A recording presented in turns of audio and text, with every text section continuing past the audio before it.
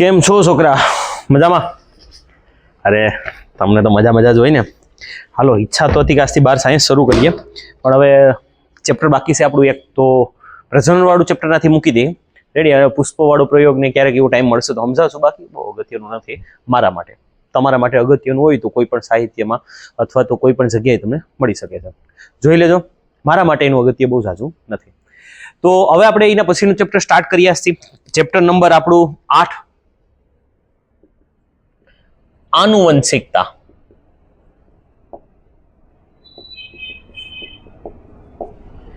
આનુવંશિકતા અને ચેપ્ટરનું નામ હતું ઉદ્વિકાસ. ઉદ્વિકાસ નામનું ચેપ્ટર રદ થયું. પાછળનો જે બીજો ભાગ હતો ચેપ્ટરનો ઉદ્વિકાસ, એ રદ કરેલું છે 2023 પછી. ઉદ્વિકાસનો અર્થ શું થાય તે મેં તમને પ્રજનનવાળા બીજા લેક્ચરની અંદર સમજાવ્યું, સોરી પ્રથમ લેક્ચરમાં સમજાવ્યું હતું કે જે કોઈ જાતિની અંદર જન્મતા પિતૃપેઢી કરતા કંઈક અલગ ગુણો જોવા મળે અને ઉદ્વિકાસ બોલવામાં આવે, ઉત્ક્રાંતિ બોલવામાં આવે.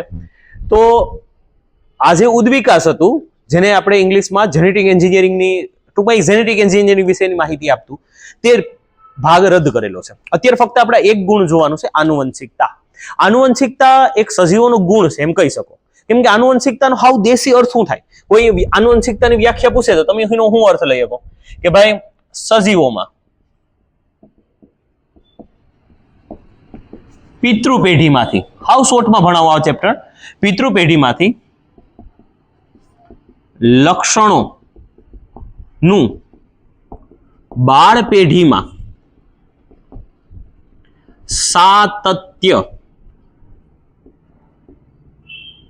સાતત્ય થવું એટલે ઉતરી આવવું. આ ઘટના અથવા તો પ્રક્રિયાને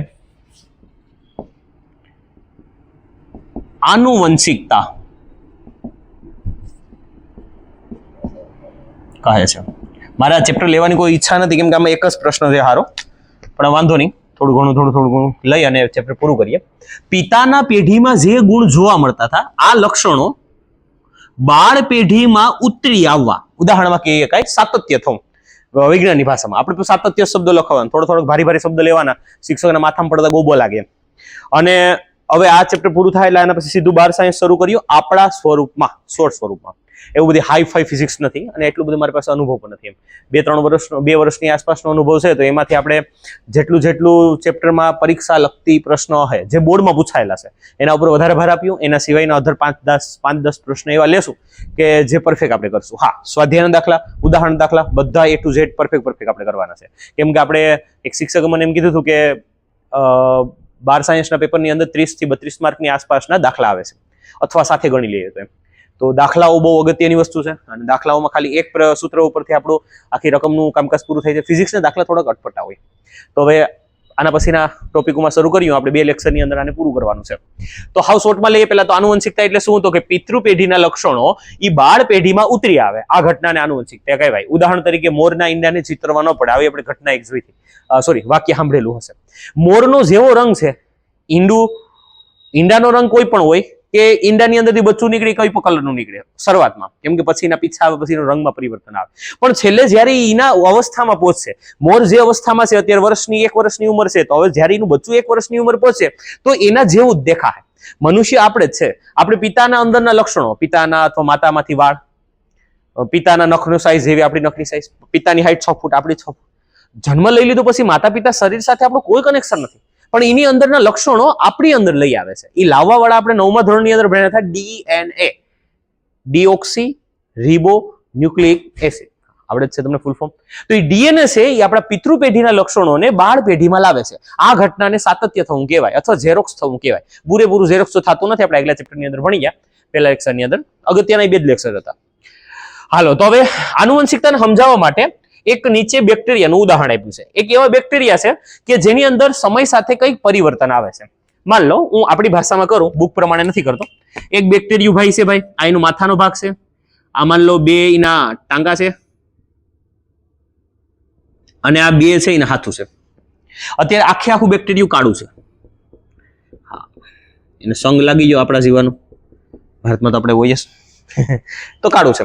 ધારો કે હવે આને સમય સાથે વાતાવરણમાં કંઈક ફેરફાર આવ્યો. જો ભાઈ, સજીવોમાં જે ફેરફાર આવે છે ને, એ ફેરફાર વાતાવરણના કારણોસર આવી શકે છે, એ ફેરફાર રાસાયણિક પ્રક્રિયાઓના કારણોસર આવી શકે છે, અને પ્રજનનની ક્રિયા દરમિયાન પણ ફેરફાર આવી શકે છે. ઘણા બધા કારણો હોય છે. હવે આપણીમાં અત્યારે બહુ ડીપ બની જાઉં આના વિશે, ભિન્નતા વિશે ટોપિકનો મેં વાત તમને ચેપ્ટર નંબર 7ના પહેલા લેક્ચરની અંદર કરી હતી. તો બેક્ટેરિયું છે એમાં કંઈક ફેરફાર આવ્યું. ધારો કે આ બેક્ટેરિયાનું છે ને, આ સાઈડનું જે બેક્ટેરિયું છે ને, ટૂંકું ટૂંકું દોરીએ આપણે, નીચે એટલી જગ્યા નથી. આ બેક્ટેરિયાનું માથું એવું ને એવું જોઈએ કાળું. આ બેક્ટેરિયાનું માથું છે ને બ્લુ થઈ ગયું. ઉદાહરણ તરીકે હું કહેવા માંગુ એના ઉપર ધ્યાન દેજો. આવો કોઈ પરીક્ષામાં પ્રશ્ન નથી કે કોપી ટુ કોપી પાકો કરવો પડશે. આનું માથું સેમ રહ્યું, આના પગું સેમ રહ્યા, પણ આનો એક હાથ હતો ને, એક હાથ છે ને લાલ થઈ ગયો. આનું માથું જ લાલ કાળું થઈ ગયું, સોરી બ્લુ થઈ ગયું. બાકી યથાવત સ્થિતિ જે એની આ બેક્ટેરિયાની હતી, બે હાથું જેવા હતા એવા હાથું છે, બે પગો જેવા હતા એવા પગો છે. તો આની અંદર બેક્ટેરિયામાં લાલ કલરનો હાથ આવેલો છે, નાના માથું આવેલું છે.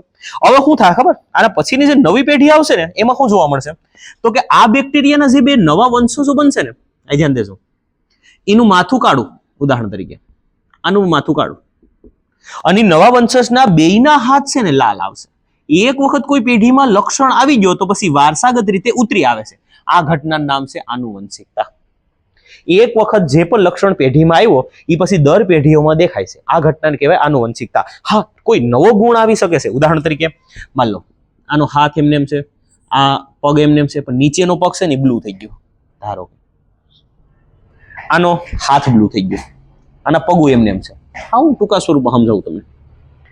તો આ જે લક્ષણ આ પેઢીમાં આવ્યો એ બે પેઢીમાં દેખાયનો, એના પછીના બે સજીવોમાં દેખાયનો. હવે આના પછીના બે આના જે સજીવો બનશે ને, એના બેયનો ભલે નવા લક્ષણ આવે કે ન આવે પછીની વસ્તુ છે, પણ બેયનું માથું તો છે ને બ્લુ કલરનું જ આવી. આનો પગ માન લો બેયના કાળા રહ્યા છે, કઈ જાતનો ફેરફાર નથી. તો એકના માં કોઈ જાતનો હાથમાં ફેરફાર નથી, પણ એક સાઈડનો હાથ લાલ થઈ ગયો, આનો આ સાઈડનો હાથ લાલ થઈ ગયો, આ સાઈડનો હાથ કાળો છે. તો કોઈ નવા ફેરફારો આવી શકે છે, એમાં ના નહીં. પણ એક વખત કોઈ પેઢીમાં લક્ષણ આવી ગયું, એ લક્ષણ પછીની પેઢીઓમાં ઉતરી આવે છે. આ લક્ષણ જે ઉતરી આવે છે ને, આ ઘટનાનું નામ છે આનુવંશિકતા. અને આમાં બીજા બે શબ્દ આપણે ખાસ શીખવાના છે કે જઈએ કોઈ પેઢીમાં તમને પેલા કોઈ લક્ષણ આવે, આ લક્ષણને માન લો અત્યારે અહીંયા લક્ષણ આવ્યું છે લાલ કલરનું, તો આને બોલવામાં આવે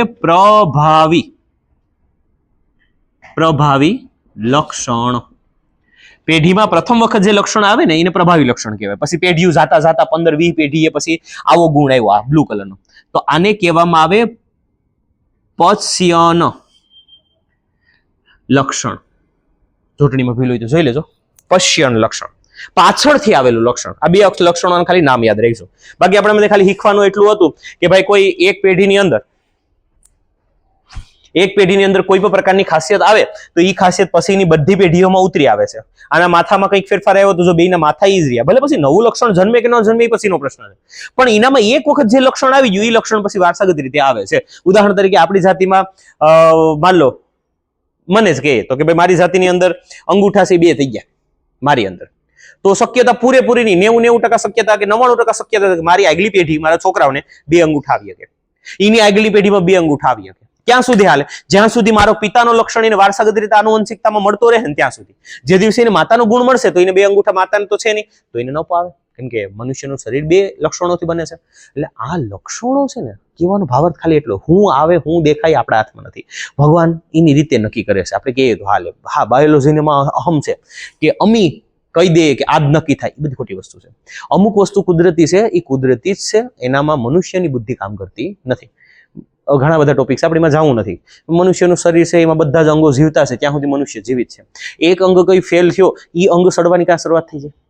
કોઈ એક અંગ. હવે આપણે એ ટોપિકમાં જવું નથી, આપણે પાસે એન્ટર થઈ જાય. એટલે બાયોલોજી કહેતા વિજ્ઞાનની એક હદ છે.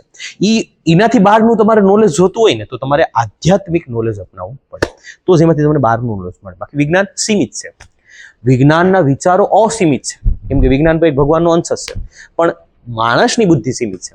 તો ખાલી આપણે એ નથી સમજવાનું કે કેની અંદર કેવા લક્ષણો આવશે, આપણે એ શીખવાનું છે કે એક વખત કોઈની અંદર લક્ષણ આવ્યું ને તો પછી એની આગલી પેઢીઓમાં એ દેખાશે. તો આ આગલી પેઢીમાં લક્ષણ જે ઉતરી આવે ને એ ઘટનાનું નામ છે આનુવંશિકતા. આનુવંશિકતાના બ્લુ લીટીના પ્રશ્ન મારી પાસે બુક નથી તો હું લેતો નથી, પણ આનુવંશિકતાના માં પ્રથમ વખત માન લો એક ઉદાહરણ પેલા જોઈ લે, પછી એના પ્રયોગ વિશે જોઈએ. ઉદાહરણ એવું છે કે આનુવંશિકતાની ક્રિયાનો પ્રયોગ કરવા વાળા વૈજ્ઞાનિક હતા, પ્રયોગને ઘડી રહેવા દે. જો તમને સાઈડમાં સામેના પેજ ઉપર તમને કર્ણ પલ્લવની માહિતી આપેલી છે.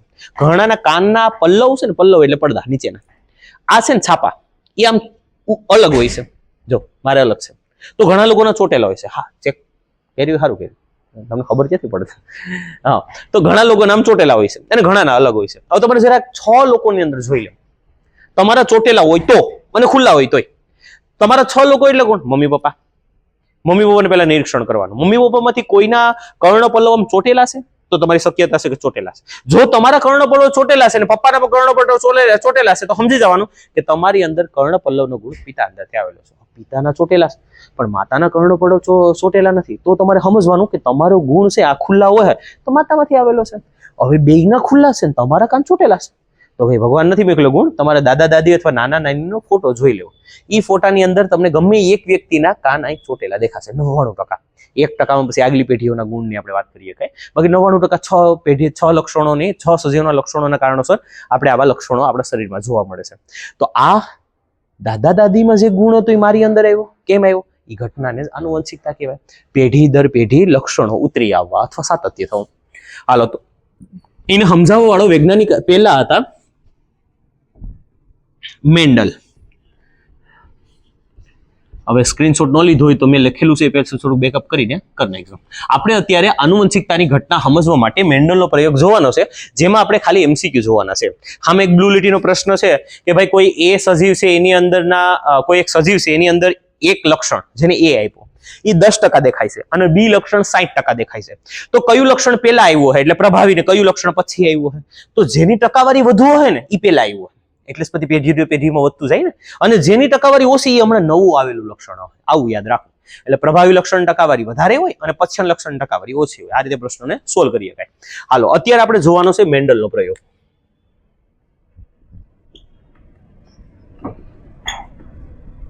છ પેજમાં પાઠ પૂરો થાય એટલે 2 લેક્ચરમાં આપણે પાઠ પૂરો કરવાનો છે. મેન્ડલના 2 પ્રયોગ છે. આપણે પહેલો પ્રયોગ જોઈએ. મેન્ડલનો જે પહેલો પ્રયોગ છે ને એ છે ઊંચાઈને લગતો. મેન્ડલે શું કર્યું કે વટાણાના છોડ લીધા. આ પાછું ખાસ યાદ હોવું જોઈએ કે ભાઈ મેન્ડલે કોના ઉપર પ્રયોગ કરેલો છે તો કે વટાણાના છોડ પર મેન્ડલનો પ્રયોગ છે. હવે કઈ રીતનો પ્રયોગ કર્યો એ આપણે જોઈએ. મેન્ડલે શું કર્યું કે વટાણાના બીજ લીધા. તમે વટાણો અથવા કઠોળ કોઈ પણ લઈ શકો કે જેનામાં અંકુરણ ફૂટવા માટે તમે ચણો જોયો ને તેમાં માથે એક નાનો એવો ભાગ હોય જ્યાંથી કોટો ફૂટવાનો છે, અંકુરણ ફૂટવાનું છે, એવું હોવું જોઈએ. હવે તમારે કરવાનું શું? દ્વિદળી વનસ્પતિ લેવાની, એનું જ બીજ લેવાનું એટલે 2 બીજપત્ર મળી રહી. તમારે શું કરવાનું? માર્કેટમાં 2 પ્રકારના વટાણા મળે. એક વટાણાના એવા હોય છે જે જૂના, જે હાઈટમાં બહુ મોટા થાય છે, અને એક હમણાં નવા હાઇબ્રિડ જાત. આપણે કેમ પેલા અડદ આવતા તો અડદની હિંગુ છે એવડી બધી આવતી, એવડી હવે એવડી આવશે તો હાઇબ્રિડ અડદ છે. ઓલા જે અડદ હતા એ મોટા અડદ, એ દેશી અડદ હતા, દેશી એટલે જૂના. તો તમારે એક વટાણાના છોડ એવા લેવાના જેની ઊંચાઈ વધારે હોય અને એક વટાણાના છોડ એવા લેવાના જેની ઊંચાઈ નીચી હોય. જો તમારે આજુબાજુમાં ક્યાંય આવા વટાણા ખાતા હોય તો જે આમ વેલા સ્વરૂપમાં લાંબા વટાણા પથરાયેલા હોય ને એ વટાણાના અંદરથી તમારે એક દાણો લઈ લેવાનો અને એક નાના વટાણામાંથી દાણો લઈ લેવાનો. હવે ધીમેથી માથેનું પડ તોડી નાખવાનું. વટાણાની માથેનું જે બીજ માથેનું જે પત્રક હોય ને એને તોડી નાખવાનું. હવે એને તોડી અને ધીમેથી એક બીજપત્ર તમારે કાઢી લેવાનું અને ના તમારે નાના છોડનું બીજપત્ર ફિટ કરી દેવાનું. હવે નાના છોડનો વટાણાનો છોડ લેવો, એમાંથી એક બીજપત્ર કાઢીને એમાં એક મોટાનું નાખી દેવાનું. આમ કરીને થોડા ઘણા દાણા તૈયાર કરવા. મેન્ડલે 1 મિનિટ દરવાજો બંધ કરતા હું. મેન્ડલે એના પ્રયોગની અંદર છે ને આવા દરવાજા બંધ તો નતા કર્યા, આપણે કરી દઈએ. મેન્ડલે એના પ્રયોગની અંદર કામ શું કર્યું કે આવા વટાણાના થોડા ઘણા છોડ બનાવી અને પછી એને વાવણી કરી, વાવી દીધા. માન લો આપણે 4 છોડ લઈએ. મેન્ડલના બીજો પ્રયોગ આ સાઈડ સમજાવું. એ પ્રથમ પેઢી બનાવી. પહેલો પ્રયોગ પ્રથમ પેઢીમાં એ શું કર્યું તો કે વટાણાના ઊંચાવાળા અને નીચાવાળા છોડ વચ્ચે સંકરણ કર્યું અને એ 4 છોડને વાવી દીધા. જ્યારે 4 છોડને વાયા ને તો અહીંયા શું જોવા મળ્યું ખબર? માન લો 4 જ દાણા છે કે બધાય છોડ છે ને એ ઊંચાઈવાળા થયા. ઊંચાઈવાળા છોડને કેપિટલ ટી વડે આપણે દર્શાવી લક્ષણને. તો એ 4 દાણા ધારો કે વાયા તો 4 દાણાઓ કેપિટલ ટી મતલબ કે ઊંચાઈ વાળા થયા. તો મેન્ડલને એવું થયું કે ભાઈ નાનું, અમારા શબ્દો ઉપર ધ્યાન રાખજો, હું ભલે લખું. મેન્ડલે આવા ઊંચાઈ વાળા છોડનો વટાણાનો દાણો અને નીચાઈ વાળા છોડના વટાણા દાણા વચ્ચે સંકરણ કર્યા, એટલે દાણા ભેગા કર્યા. પછી એ વાવણી કરી તો એને શું જોવા મળ્યું? એને એવું લાગ્યું કે મારાથી કઈ પ્રોબ્લેમ થયો, ભૂલ થઈ, દાણા અંકુરણ પામ્યા અને અંકુરણ પામ્યા એ દાણામાં બધા ઊંચાઈ વાળા થયા. તો નીચાઈ વાળો ગુણ ગયો ક્યાં? એટલે પેલા માનસિકતા એની એવી બની કે કદાચ આ નીચાઈ વાળો ગુણ છે ને જૂનો ગુણ છે ને, એટલે નવો ગુણ એને ખાઈ જતો હોય, મારી નાખતો હોય.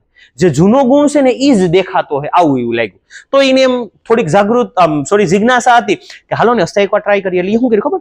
પાછો આમાંથી એક વટાણાનો દાણો લીધો, આમાંથી બધા ઊંચાઈ વાળા વટાણાના દાણા લીધા, કેમ કે આની અંદર નાના મોટા બે ગુણ તો હતા. હવે એને એમ કે ગુણ રહ્યા કે ગયા ચેક કરવા હાટુ બધામાંથી એક દાણા લીધા, પાછા એના આંતર સંકરણ કર્યું, મતલબ આનું આ અને આનો આમ બીજપત્ર ફેરફાર કરી નાખ્યા. હવે આંતર સંકરણ કરીને પાછી એ વાવણી કરી. તો હવે આવી બીજી પેઢી. બીજી પેઢીની અંદર એને શું જોવા મળ્યું? એને એવું લાગ્યું હતું કે બધા ઊંચાઈ વાળા જ છે. ઓલામાં તો જોજો, પહેલી પેઢીમાં એ કેપિટલ ટી અને સ્મોલ ટી વચ્ચે સંકરણ કર્યું અને બધા કેપિટલ ટી એટલે ઊંચાઈ થયા. આ ઊંચાપણું છે અને આ નીચાપણું છે. આ બે ગુણ હતા, પણ દેખાણો ફક્ત ઊંચાપણાનો ગુણ.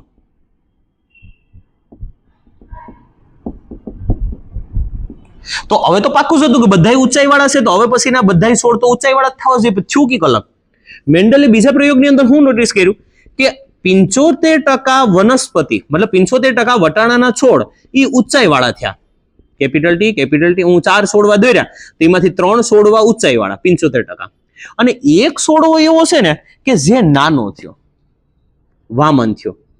એટલે મેન્ડલને પાક્કો વિશ્વાસ થઈ ગયો કે ભલે અહીંયા આપણે કેપિટલ ટી એટલે ઊંચાઈ વાળા અને નીચાઈ વાળા છોડને ભેગા કર્યા, ભલે પહેલી પેઢીની અંદર કોઈ પણ નીચાઈ વાળો ગુણ દેખાણો નથી, તો એ ગુણ મરતો નથી, એ એના અંદરના ડીએનએ માં સેવ છે. સમય જતા બીજી પેઢીની અંદર આ ગુણ તમને 25% માં જોવા મળશે અને મુખ્ય ગુણ એ 75% માં તમને જોવા મળીએ. આ જે પહેલાનું લક્ષણ છે આને કહેવામાં આવે પ્રભાવી લક્ષણ, અને આને બોલવામાં આવે પશ્યન લક્ષણ. આ જૂનું લક્ષણ, પાછળથી આવેલું લક્ષણ. અને પ્રભાવી એટલે નવું લક્ષણ છે. હવે એમાં ન જવાનું, આપણે બસ ખાલી એટલું જોવાનું છે કે ભાઈ જે પણ બે છોડવા વચ્ચે સંકરણ થાય તો ભલે પહેલી પેઢીની અંદર તમારા કોઈ પણ જાતના ગુણોમાં ફેરફાર થતો નથી, એ બધા મુખ્ય લક્ષણો દેખાય, પણ બીજી પેઢીમાંથી ગૌણ લક્ષણ દેખાવાની શરૂઆત થાય. હવે સમય જતા આના લક્ષણની ટકાવારી વધતી જાય. તેનો અર્થ એવો નથી કે મોટાપણાનો ગુણ નાબૂદ થાય છે, એ એમાં સેવ રહે છે. એક સમય એવો આવશે પછી આનું પ્રમાણ પાછું વધતું જાય, આવું સતત થયા કરે. આપણે ઘઉંની વાત કરીએ તો ઘઉંમાં જે અછોડ આવે છે, તો પેલા અમુક 2 પ્રકારના ઘઉં હતા, લોકોન અને ટુકડા. તો હવે ટુકડાની અંદર છે ને થોડોક સ્વાદ, બધા લોકો એમ કહે છે કે વધારે, આપણે તો સ્વાદમાં ખબર પડે, વધારે ખ્યાલ પડે કે ટુકડા ઘઉં છે એની રોટલી થોડીક વકવાળી થાય છે, અને બીજા અન્ય કારણો ઘણા બધા હોય એમ, અને એનો મીઠાશ અલગ હોય છે. લોકોન ઘઉં છે એ થોડાક કઠણ થઈ જાય, લોટ ટૂંકમાં એટલી પોછી રોટલી થતી નથી અને સ્વાદમાં એટલા હોતા નથી. આવું બધું કેવળ લોકોનું હોય છે, પણ બેમાં ફરક શું છે કે લોકોન ઘઉં છે ઊંચા હોય છે, ટુકડા ઘઉં છે નીચા હોય છે. હવે તમે ટુકડા ઘઉંની જાતિ લીધી, પણ એમાં તમને અમુક છોડ, જેને આપણે અછોડ બોલીએ, કે જે ઊંચા થાય, એ ટુકડા જ ઘઉંનું બિયારણ છે. એમાં લોકોન ઘઉંનો દાણો નથી આવ્યો, પણ લોકોન ઘઉંનો ગુણ એમાં સેવ હતો. કેમ કે અત્યારની જે જાતો આવે છે ઘઉંની, થોડીક એકલી પ્યોર ટુકડાની છે, એમાં લોકોન ઘઉંની જાતોનું મિક્સિંગ કરીને બનાવેલું છે. એટલે 15% અછોડ આવવાની શક્યતા કંપની ખુદ કહી છે કે ભાઈ 15% અછોડની આસપાસ આવી શકે છે. કેમ કે એ સંકરણ જાતો છે, પ્યોર જાત નથી. પ્યોર જાત હોય તો વાત અલગ છે. અત્યારે ગાયોમાં આપણે બધી સંકરણ જાતો જોઈએ છે, તેમાં 2 પ્રકારના ગુણો તમને જોવા મળે. પણ યાદ રાખજો, જે તમે 2 વસ્તુ વચ્ચે સંકરણ કરો, મતલબ 2 લક્ષણોને ભેગા કરો, તો કોઈ પણ લક્ષણ મરતું નથી. એ એક પેઢી નહીં તો બીજી પેઢીમાં દેખાઈ શકે. હવે આ લક્ષણો એકબીજામાં મિક્સિંગ થવા માટે 2 લક્ષણોની વાત કરી, વધારે લક્ષણોની વાત કરતા હોય તો માન લો મેન્ડલનો બીજો પ્રયોગ. મેન્ડલના બીજા પ્રયોગની અંદર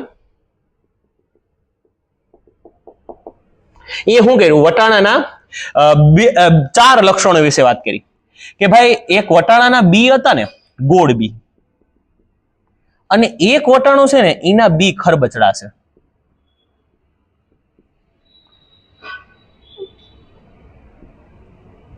ખરબચડા બી છે. હાલો ધ્યાન દેજો ખાસ.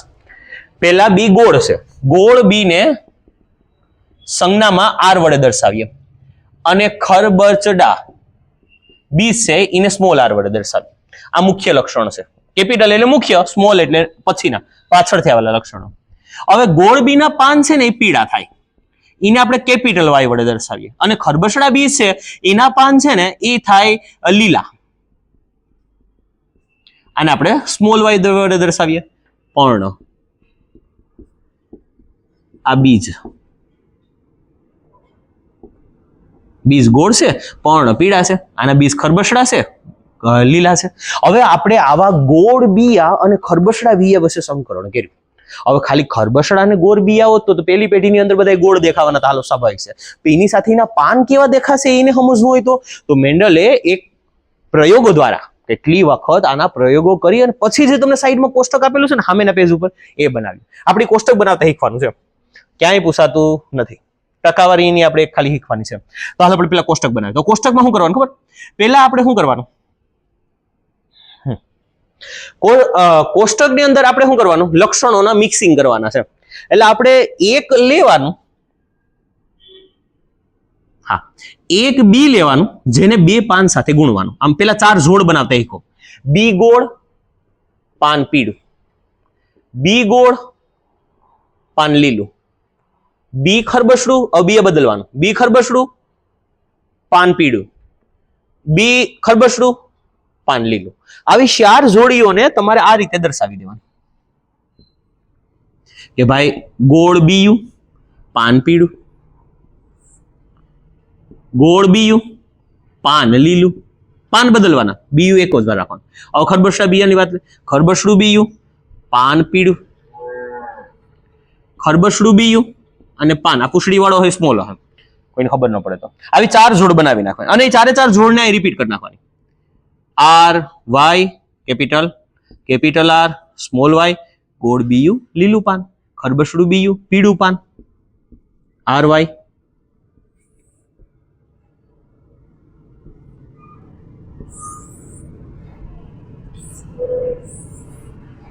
અને છેલ્લે સોરી ખરબચડું બીજ અને પીળા પાન.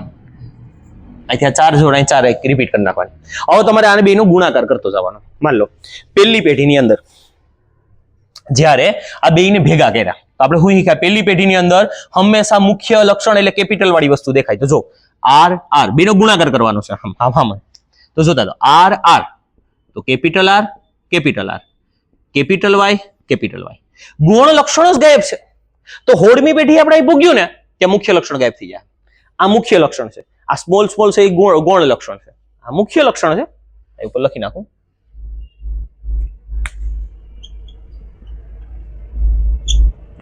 મુખ્ય લક્ષણ આને બોલવામાં આવે ગૌણ લક્ષણ. ગૌણ ને પશ્ચન કહેવાય, મુખ્ય ને પ્રભાવી કહેવાય. આવી રીતે આપણે શબ્દ લખ્યા હતા ને એ જ છે. આ પ્રભાવી એટલે ઊંચા પણ મોટા, પશ્ચન એટલે નાના, એ પશ્ચન ને ગૌણ કહેવાય. હાલો તો હવે ક્રોસ કરતા જાય. આર આર બીજી પેઢીમાં બધાય બી ગોળ રહે. જો સમજાવતો આર આર મતલબ ગોળ ગોળ, પણ અડધા પાન પીળા થાય તો અડધા પાન લીલા થાય, પાન બદલા. મતલબ આ ગુણ ગૌણ લક્ષણ દેખાવાની શરૂઆત થઈ. જો આર આર આર વાય આ કેપિટલ છે 3 મતલબ 75% મુખ્ય લક્ષણ, તો 25% ગૌણ લક્ષણ. હાલો હવે આર આર ને ઉપાડો, જોજો અહીંથી આર ઉપાડો, અહીંથી આર ઉપાડો, મતલબ અડધા ગોળ બી છે, અડધા ખરબચડા બી છે, પણ પાન બે છે ને પીળા છે. લો પાછા બે લક્ષણ બદલી જાય. જે એક લીલું પાન હતું ગાયબ થઈ જાય, પીળું પાન થઈ જાય. અસા 25% જ ગુણ દેખાય. હવે જો 50% આવી જાય. આર કેપિટલ તો સ્મોલ આર, અડધા બી ગોળ, અડધા બી ખરબચડા, અડધા પાન પીળા, અડધા પાન લીલા, 50-50 આવી ગયું. હવે ધીમે ધીમે આ મુખ્ય ગુણ લક્ષણો છે ને ગાયબ થતા જાય અને છેલ્લે 16મી પેઢીએ પૂગ્યું કે હાવ ગાયબ થઈ જાય. હાલો પાછા જોઈએ. કેપિટલ આર કેપિટલ આર, એને 5મી પેઢી આવી એટલે બે આર આર ભેગા થઈ ગયા, પણ લક્ષણ જો એક સ્મોલ અને એક કેપિટલ, મતલબ અડધા પાન લીલા થયા, આના જેવું, સોરી આના જેવું, અડધા પાન લીલા અડધા પાન પીળા, પણ બી ગોળ. હવે જો અહીંયા કંઈક નવું બન્યું. હું નવું બન્યું? 6ઠી પેઢી આવતા આવતા કંઈક નવું જોવા મળ્યું. કેપિટલ આર એટલે પાન બધાય છે ને ઈ થઈ ગયા, સોરી બીયા બધાય છે ગોળ, પણ પાન જો સ્મોલ વાય એટલે પાન થઈ ગયા પીળા, સોરી પાન થઈ ગયા લીલા. કેપિટલ આર સાથે વાય ગુણ જોવા મળતો. કેપિટલ આર મતલબ ગોળ બી, પાન હતા પીળા, વટાણાના છોડના પાન પીળા થતા. હવે થયું કેવું, 6 વાર સંકરણની કરતા તમને બધા જ ગોળ બી સાથે પાન કેવા જોવા મળ્યા? લીલા. તો આ ગાયબ નથી, આ સુપાઈ ગયા. તો અહીંયા આપણે એક નવો ફેરફાર આવ્યો. હાલો હવે જોતા થાય. કેપિટલ આર, સ્મોલ આર, અડધા ગોળ, અડધા ખરબચડા, અડધા લીલા, અડધા પીળા, 50-50 આવી ગયું પાછું. હાલો જો, આર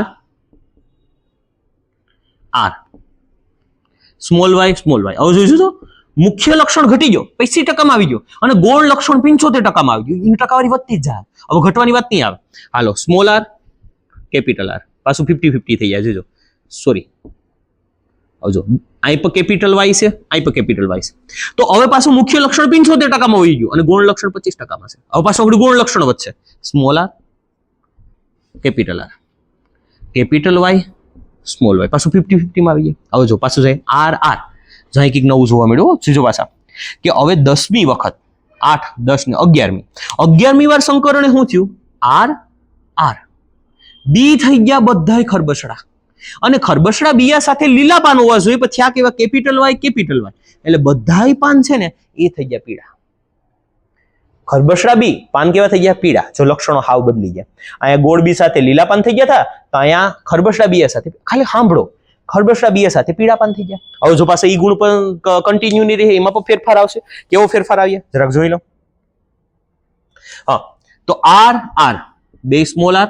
હવે જો કેપિટલ વાય, સ્મોલ વાય. હવે આર આર, અડધા બી ખરબચડા, અડધા ગોળ, સ્મોલ વાય, અડધા પીળા પાન, અડધા લીલા પાન, લીલા પાન અડધા પીળા પાન. Small R, small capital R, અડધા અડધા. પણ સ્મોલ વાય 75% નાનો ગુણ, એક ગુણ 25% મોટો. હવે જો સ્મોલ આર, બધાય પાન બીયા ખરબચડા, તો પાન અડધા લીલા છે અને અડધા પાન પીળા છે. પણ જઈએ 16મી પેઢીએ પૂગીએ તો જોઈજો આર આર, બે સ્મોલ વાય, મતલબ 16મી પેઢીએ જ્યારે મેન્ડલે પ્રયોગ કર્યા તો જે મુખ્ય લક્ષણ હતો ને આ એ ગાયબ જ થઈ ગયો અને ગૌણ લક્ષણ આવી ગયો. તો કહેવાનો ભાવાર્થ ખાલી એટલો છે આમાં કે ભાઈ તમને જે આ લક્ષણો એકબીજામાં મિક્સિંગ થાય છે, કઈ ક્રોસ ગુણાકાર છે, પણ એના દ્વારા શું થાય? આના દ્વારા શું જાણવા મળ્યું કે જો અહીંયા નાનો લક્ષણ હતો નહીં તો એવું નહીંનો મતલબ એવું નથી કે ગૌણ લક્ષણ નાબૂદ થઈ ગયો. ગૌણ લક્ષણ છે એની પછીની પેઢીઓ દેખાવાની શરૂઆત થાય. 16મી પેઢીએ બધા ગૌણ લક્ષણ દેખાણા, તેનો મતલબ એવો નથી કે મુખ્ય લક્ષણ ગાયબ થઈ ગયો. હવે પછીની પેઢીઓ પાછી બનશે ને એમાં મુખ્ય લક્ષણ દેખાવાની શરૂઆત થાય. એટલે લક્ષણો કોઈ દી મળતા નથી, એ પેઢી દર પેઢી એકમાંથી બીજાની અંદર ઉતરી આવે. જો આપણી અંદર પછી વેન્દ્રના લક્ષણો વયા જાય, અસહ્ય આપણે ઘણીવાર ઉકળાટ આવે તો આપણે નથી, હા લક્ષણો દેખાય, ટીંગાવાના, નાના તે નાને, પ્રાણીઓનો સ્વભાવ હોય ઝઘડાળુ સ્વભાવ નથી દેખાતો આપણામાં. તો બધા ગુણ આપણી અંદર છે જ, એમ થોડાક આ વ્યવહારિક નવા ગુણ આવી ગયા ને એટલે થોડાક ઓછા થઈ ગયા છે. ખરા છુપાયેલા છે, મજાક કરું. હા બસ છે, હકીકત છે, એમાં કોઈ ના ન પડી શકે.